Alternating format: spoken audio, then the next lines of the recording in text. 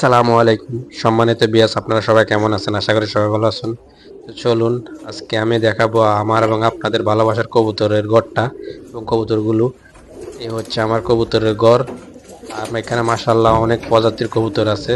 আর আমি এখানে মূলত এই ঘরের ভিতরে আমার 3 থেকে 4 ক্যাটাগরিতে কবুতর পালন করি। ফেন্সি জাতের কবুতর আপনার এভাবে খাঁচার মধ্যে আছে। আর আপনার যেগুলো আপনার গিরিবাজ কবুতর বা হাই ফ্লাইং কবুতর, এগুলো খাড়ি এবং এর পদ্ধতিতে আছে। এই যে মাশাআল্লাহ, আমার এই পদ্ধতিটা ডিম নিয়ে বসে আছে। এবং আমার এখানে আরো একটা দেশি কবুতর, দেখেন, একে ডিম নিয়ে বসে আছে। ইনশাল্লাহ আমার অনেকগুলো কবুতর ওই দ্রুতই ডিম দেওয়ার জন্য প্রস্তুতি নিচ্ছে মোটামুটি। দেখুন, এ হচ্ছে আমার খাঁড়ি পদ্ধতিতে। আর এখানে অনেক প্রজাতির কবুতর আমি বলেছিলাম আপনাদেরকে।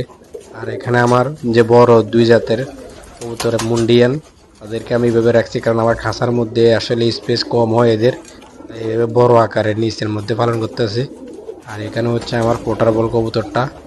এখানে 2 জাতের, এগুলাও যাতে বড় কবুতর, তার জন্য মাটিতে এভাবে পালন করছি। দেখেন, এটা হচ্ছে আমার হোয়াইট লক্ষা কবুতরটা।